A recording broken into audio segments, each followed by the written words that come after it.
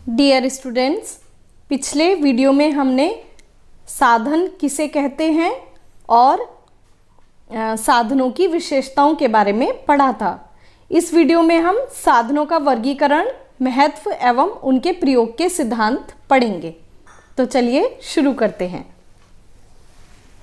साधनों के प्रकार या साधनों का वर्गीकरण। एक बार फिर से बता दूं, जिन वस्तुओं अथवा विशेषताओं के द्वारा हम अपनी आवश्यकताओं की पूर्ति करते हैं उन्हें हम साधन कहते हैं। उदाहरण के लिए, यदि हमें पढ़ाई करनी है तो पढ़ाई करने के लिए किताबें, कॉपी, पेन, पेंसिल ये सभी हमारे साधन हैं। साधनों के प्रकार। साधनों को हमने दो तरह से विभाजित किया है। पहले मानवीय साधन एवं भौतिक साधन या अमानवीय साधन। इसी प्रकार दूसरी तरह से जो वर्गीकरण किया है वो है प्राकृतिक साधन एवं मानव निर्मित साधन।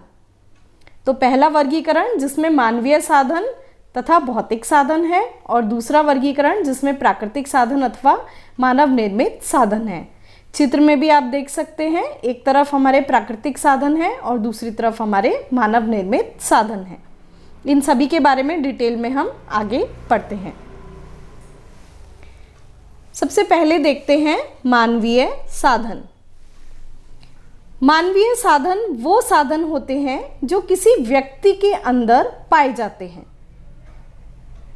जैसे कि शक्ति, समय, परिवार के सदस्यों की योग्यताएं, कौशल, रुचि, ज्ञान, ये सभी एक व्यक्ति के अंदर पाई जाने वाली विशेषताएं अथवा गुण हैं और ये सभी मानवीय साधन कहलाते हैं। एक बार फिर से देखते हैं मानवीय साधन कौन कौन से होते हैं। किसी व्यक्ति की योग्यताएं, कुशलताएं, रुचि, ज्ञान,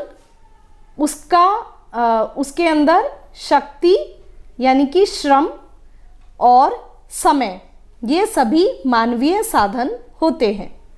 परिवार की आवश्यकताओं की पूर्ति के लिए मानवीय साधनों का बहुत अधिक महत्व होता है। कार्य को कुशल तरीके से करने के लिए मानवीय साधनों को बहुत अधिक महत्वपूर्ण माना जाता है।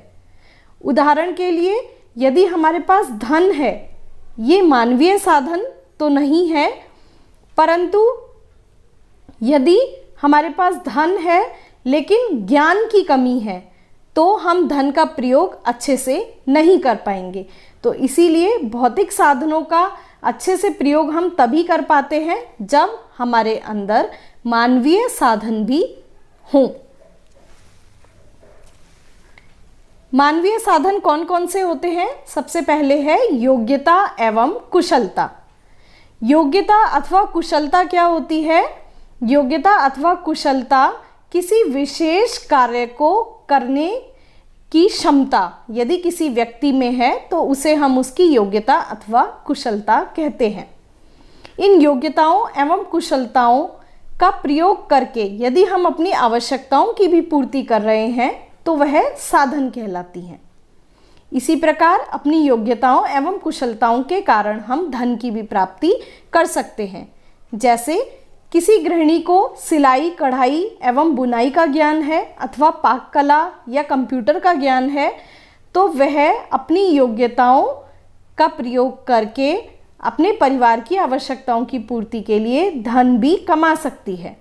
इसी प्रकार कोई टीचर टीचिंग करके अपने परिवार की आवश्यकताओं की पूर्ति के लिए धन कमा सकता है। तो इस प्रकार हम अपनी योग्यताओं एवं कुशलताओं को साधनों के रूप में जब प्रयोग करते हैं तो उनसे अपनी आवश्यकताओं की पूर्ति कर सकते हैं।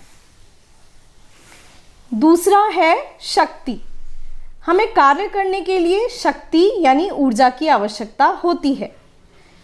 ये जो शक्ति होती है या ऊर्जा होती है ये व्यक्ति के अंदर होती है और हर व्यक्ति में कार्य करने की अलग अलग शक्ति पाई जाती है। यह शक्ति भी हमारे पास सीमित मात्रा में होती है। उदाहरण के लिए, यदि हम मानसिक या शारीरिक कोई भी श्रम करते हैं, कोई भी कार्य करते हैं तो हम एक सीमित समय तक ही या सीमित मात्रा में ही वह कार्य कर पाते हैं।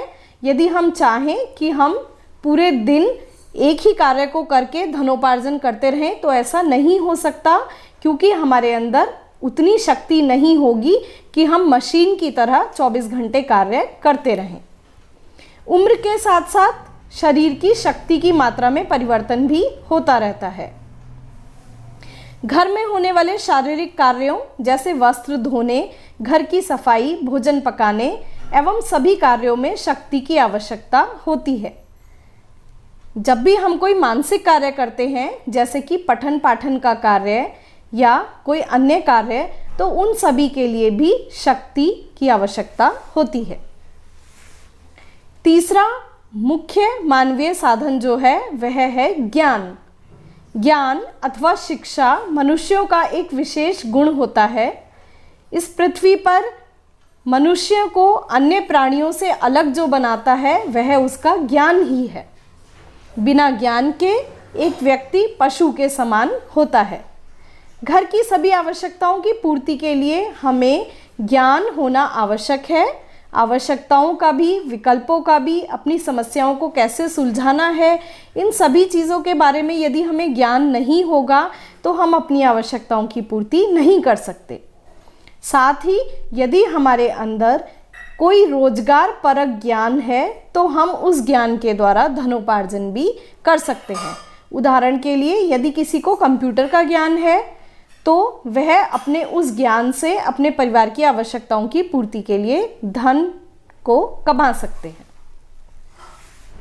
उसके बाद रुचि अथवा अभिवृत्ति। बच्चों, हम सभी में कोई ना कोई रुचि होती है। किसी विशेष कार्य के प्रति हमारा विशेष आकर्षण होता है। जिस कार्य को हम करना पसंद करते हैं या जब भी हमारे पास खाली समय होता है तो हम जिन कार्यों को करना पसंद करते हैं वो सभी हमारी रुचियां होती हैं। व्यक्ति की रुचि वह गुण है जिसके द्वारा वह किसी विशेष कार्य अथवा विचार की प्रति आकर्षित रहता है। उदाहरण के लिए किसी व्यक्ति की कला में रुचि हो सकती है, किसी व्यक्ति की खेल में रुचि हो सकती है। हम अपनी रुचि को भी अपना साधन बना सकते हैं। यदि हम अपनी रुचि को अपना व्यवसाय बना लेते हैं तो उससे हम धन की प्राप्ति कर सकते हैं। उदाहरण के लिए किसी की कला में रुचि है तो वह क्लासेस खोल सकता है कला को सिखाने की, ड्राइंग को सिखाने की, या किसी को सिंगिंग बहुत अच्छी आती है, किसी को डांसिंग बहुत अच्छी आती है तो वह अपनी सिंगिंग की क्लासेस या डांसिंग की क्लासेस खोल सकते हैं। तो इस प्रकार हम अपनी रुचि को अपना साधन बना सकते हैं। समय भी एक मानवीय साधन है, क्योंकि व्यक्ति है तभी समय की महत्ता है। समय होता तो है परंतु वह किसी व्यक्ति के ही पास होता है। हम सभी जानते हैं एक दिन में 24 घंटे होते हैं और वो सीमित होते हैं, और हर व्यक्ति के पास भी जितना समय होता है वह सीमित होता है। समय की हम गिनती कर सकते हैं जैसे घंटा, दिन, सप्ताह, महीने एवं वर्ष, परंतु कार्य करने के लिए हर व्यक्ति के पास अपना अलग और सीमित मात्रा में समय उपलब्ध होता है। समय रूपी साधन का प्रयोग करके भी हम धन का उपार्जन कर सकते हैं और अपनी आवश्यकताओं की पूर्ति कर सकते हैं। गृह व्यवस्था में समय रूपी साधन का कुशल प्रयोग करना अत्यंत ही आवश्यक है, और गृह व्यवस्था में हमें यह सिखाया जाता है कि हम कम से कम समय में अपने कार्यों को कुशलतापूर्वक कैसे कर सकते हैं। उसके बाद बात करते हैं भौतिक साधन, या जिन्हें हम अमानवीय साधन कहते हैं। भौतिक साधन वो सभी वस्तुएं होती हैं जो हमें नज़र आती हैं, जिन्हें हम छू सकते हैं, जिन्हें हम देख सकते हैं, वो सभी वस्तुएं भौतिक साधन कहलाती हैं। जैसे कि धन, संपत्ति, मकान, कार, गहने, वस्त्र, वस्तुएं, फर्नीचर, ये सभी भौतिक साधन होते हैं। इन साधनों को हम देख सकते हैं और छू सकते हैं।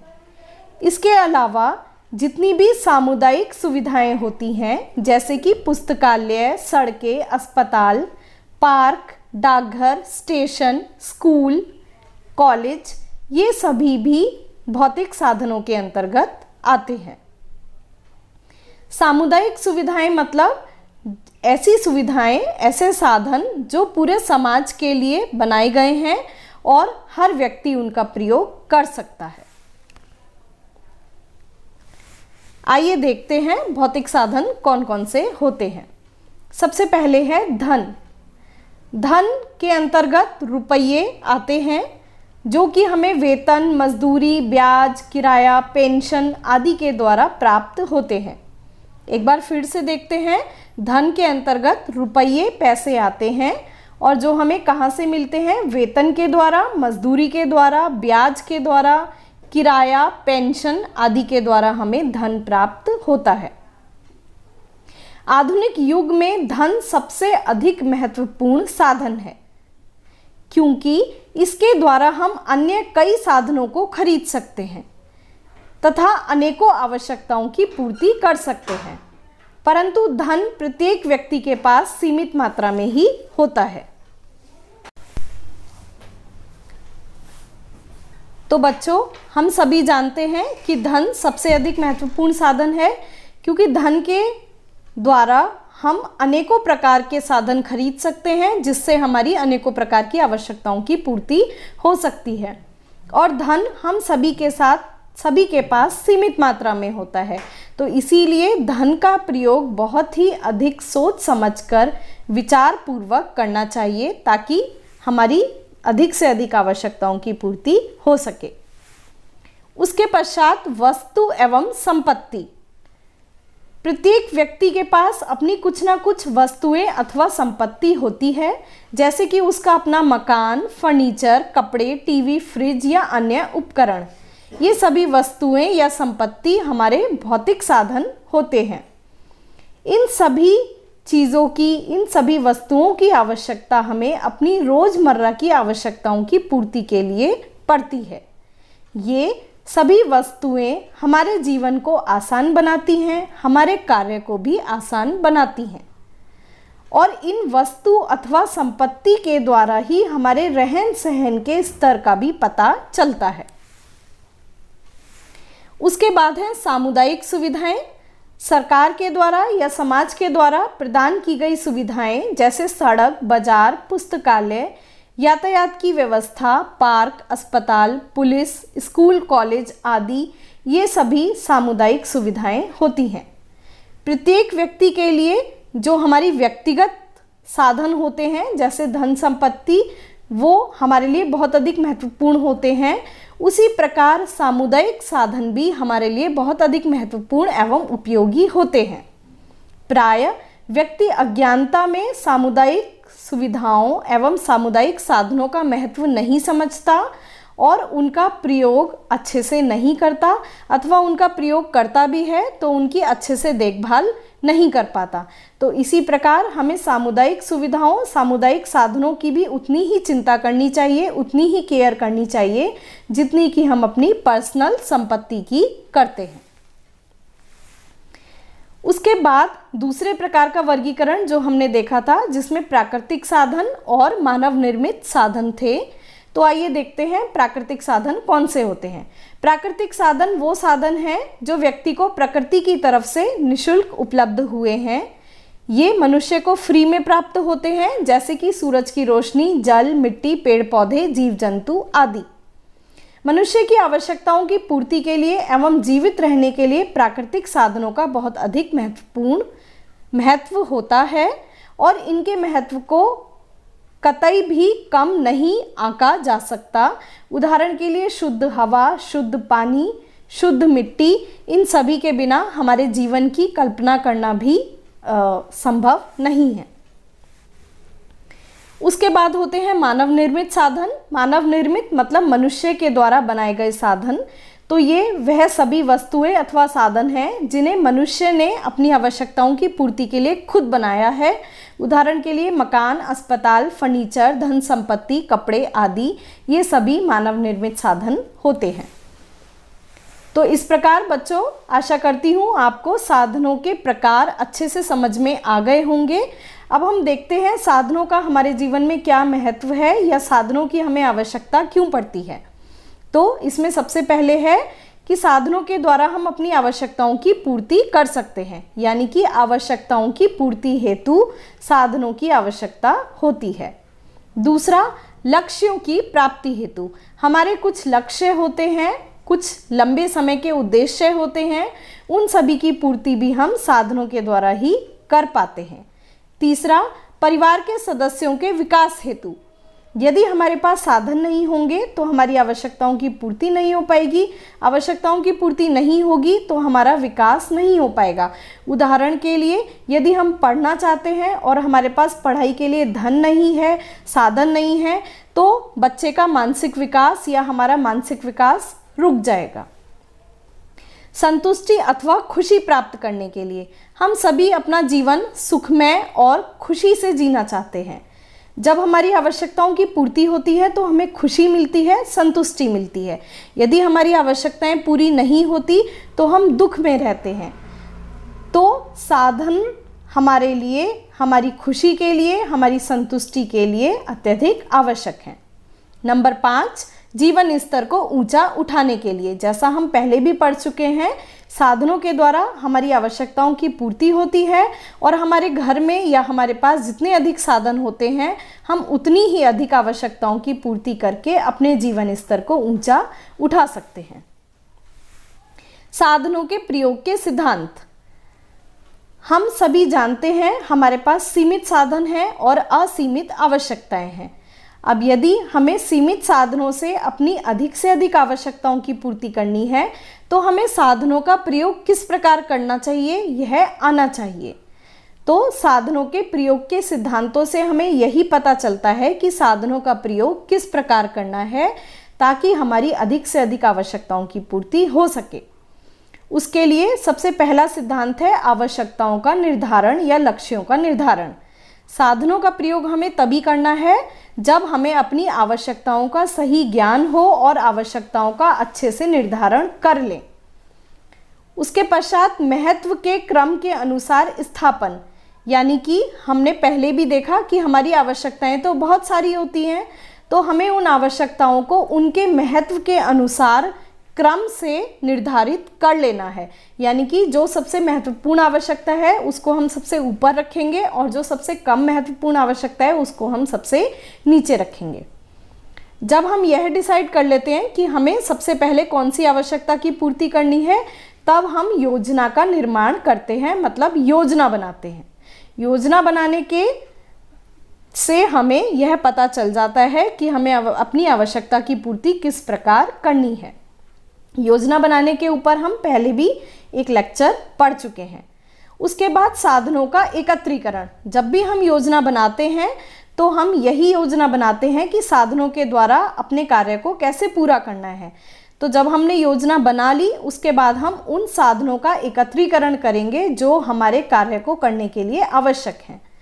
उसके पश्चात आता है कार्य का क्रियान्वयन, मतलब योजना के अनुसार साधनों का प्रयोग करके हम अपने कार्य को करना प्रारंभ कर देते हैं। उसके पश्चात आता है समायोजन, मतलब कि यदि हमारे कार्य योजना के अनुसार पूरे नहीं होते हैं या उनमें कुछ अप डाउन होता है, कुछ आगे पीछे होता है, तो हम उसका समायोजन करते हैं, जिसको हम इंग्लिश में एडजस्टमेंट कहते हैं। उदाहरण के लिए हमने सोचा कि हमें बाज़ार से 500 रुपये की ड्रेस खरीद के लानी है, परंतु बाज़ार में जाकर हमें पता चला कि एक बहुत सुंदर, बहुत अच्छी ड्रेस जो है वो 550 रुपये में मिल रही है। तो हम एडजस्टमेंट करते हैं अपने साधनों में, यानी कि अपने धन में एडजस्टमेंट करेंगे और 550 रुपये वाली ड्रेस खरीद कर ले आएंगे। उसके पश्चात जो आखिरी सिद्धांत होता है वह है कार्य का या साधनों के प्रयोग का मूल्यांकन। मूल्यांकन मतलब जांचना या परखना कि हमारा कार्य सही हुआ या नहीं, या हमने अपने साधनों का सही से प्रयोग किया है या नहीं किया। मूल्यांकन के द्वारा हमें यह पता चल जाता है कि हमने कहाँ गलती की है और भविष्य की योजनाओं में हम उस गलती को दोबारा से दोहराते नहीं हैं, जिससे कि हमारे संसाधनों की बचत होती है। तो इस प्रकार हमने देखा कि साधनों का प्रयोग हमें किस प्रकार करना चाहिए और हमारे कौन कौन से साधन होते हैं जिनके द्वारा हम अपनी आवश्यकताओं की पूर्ति कर सकते हैं। तो आगे हम दूसरे गृह व्यवस्था के चैप्टर्स पढ़ेंगे। तो इसीलिए आप हमारे चैनल के साथ बने रहिए।